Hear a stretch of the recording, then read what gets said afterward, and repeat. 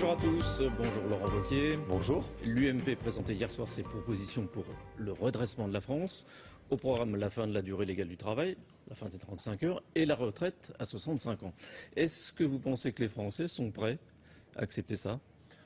D'abord, la première chose, c'est que c'est une bonne nouvelle que notre famille politique, plutôt que d'être dans les batailles de chapeau à plumes, essaye de réfléchir à des idées et des propositions. Après, moi, évidemment... Les batailles de chapeau à plumes, il y en a encore.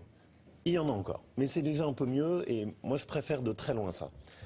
Après, il faut être lucide. Quand les Français regardent ça, qu'est-ce qu'ils se disent ? Ils se disent, c'est bien, quand ils sont dans l'opposition, ils ont plein de bonnes idées. Mais pourquoi ils ne l'ont pas fait avant ? Et quand ils seront dans la majorité, est-ce qu'ils sont capables de le faire ? C'est la vraie question. C'est la vraie question. Et c'est pour ça que ce que je souhaite, c'est pas qu'on soit dans une liste de bonnes intentions, mais qu'on soit dans le concret. Et pour moi, le concret, c'est les mairies et c'est les municipales. Et ça veut dire quoi ? On est par exemple pour baisser Donc là, ce programme, c'était trop tôt ? Non, c'est pas ça. Mais ce que je souhaite, c'est que nos idées nationales, on montre surtout comment on peut les appliquer tout de suite sur le terrain. Je vais prendre 2-3 exemples simples. On est pour la baisse de la dépense publique. Eh bien, prenons l'engagement dans nos mairies d'arriver à mieux gérer l'argent public. On est contre les hausses d'impôts. Eh bien, dans nos mairies, demandons à chacun de nos candidats de prendre l'engagement que pendant la durée de son mandat, il n'augmentera pas les taux d'impôt. Moi, ça fait maintenant 2 ans que j'essaye de baisser petit à petit les taux d'impôt sur ma ville du Puy-en-Velay. Donc c'est possible. Ça n'a pas été fait hier soir, ça n'a pas été décidé hier soir. Ce que je souhaite surtout, c'est qu'on n'en reste pas un catalogue de bonnes intentions, où on donne l'impression que voilà, on a plein d'idées géniales maintenant qu'on n'est plus au pouvoir, mais qu'on prenne des engagements qui soient concrets dans la perspective des municipales. Parce que sinon, les Français ne peuvent pas nous croire. Donc pour moi, moins de paroles, plus d'actes et du concret. Ça veut dire qu'il faut faire une nouvelle réunion pour décider de tout ça ? Non, mais de toute façon, c'est bien qu'on aille jusqu'au bout. Mais pour moi, ce qui est très important, c'est que surtout ça s'incarne dans des engagements pour les municipales. Parce que là, on a la possibilité de montrer qu'on a tiré les leçons. Mais il faut que ça vienne d'en haut, que la direction du MP dise il faut faire ça ? Non, mais surtout ce que je crois, c'est que quand vous avez des idées en haut et que vous êtes incapable de les appliquer sur le terrain, c'est que vos idées en haut ne sont pas très bonnes. Mais c'est peut-être mon côté... Non, mais c'est mon côté élu de terrain.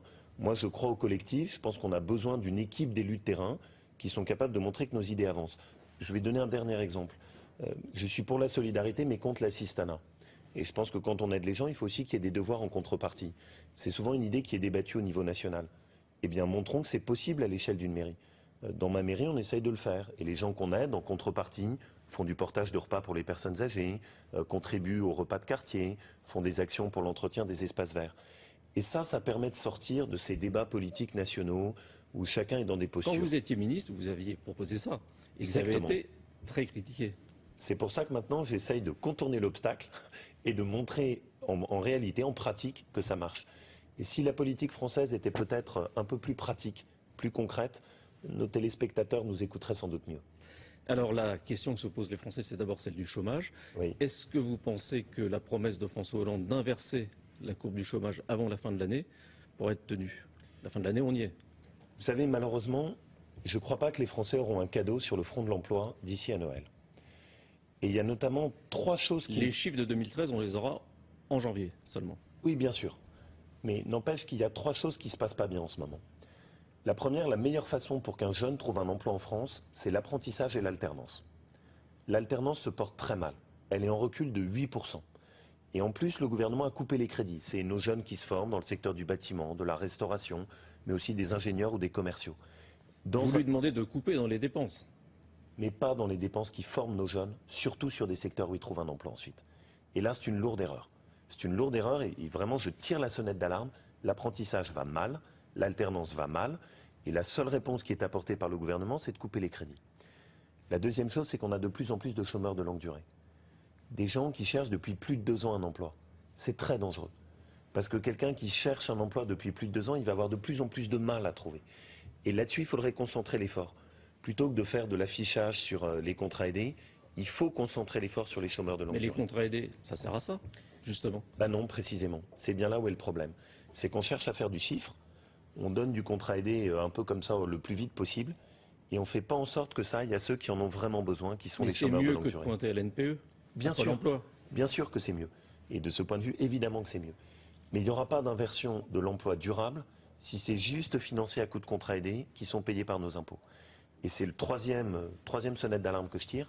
On a perdu 100 000 emplois, monsieur Sicard. 100 000 emplois dans le secteur marchand en 3 trimestres. C'est énorme. Et ça, on n'en parle pas. Or, le nerf de la guerre, hein, le réacteur de l'emploi en France... Est-ce que c'était vraiment mieux sous la droite? On a détruit beaucoup plus d'emplois en beaucoup moins de temps depuis que François Hollande est arrivé. Mais la question qui nous est posée, c'est celle que vous avez donnée. C'est est-ce qu'il y a une chance qu'on inverse la courbe du chômage? Eh bien, je crois malheureusement que je ne vois pas comment, juste en faisant là ce qui est fait, c'est-à-dire en gros uniquement des contrats aidés, on y arrivera. Donc il faut relancer l'apprentissage, il faut faire un programme zéro charge pour les petites entreprises, parce que là, ça embauche, et essayer de réactiver le moteur de création d'emplois à ce niveau-là. Moi, je crois à l'emploi dans les petites entreprises, celles de moins de 10. Ça marche.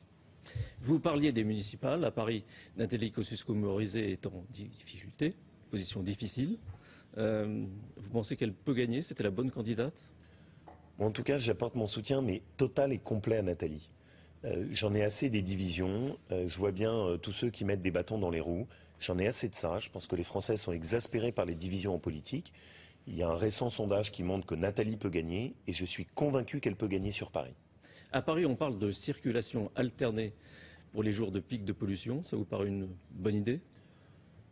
Vous me permettez une réaction de quelqu'un de Haute-Loire. Chez moi, il n'y a pas de transport en commun. J'ai beaucoup de mes compatriotes qui vont, par exemple, travailler à Saint-Étienne. Ça veut dire quoi? On va leur dire, ah ben non, aujourd'hui, vous ne travaillez pas parce que vous n'avez pas la bonne plaque d'immatriculation. Mais sur ce plateau. Ça concerne d'abord les grandes villes. Non, il n'y a eu aucune... Saint-Étienne, c'est une grande ville. Sur ce plateau, vous avez des gens qui arrivent à 5 h du matin.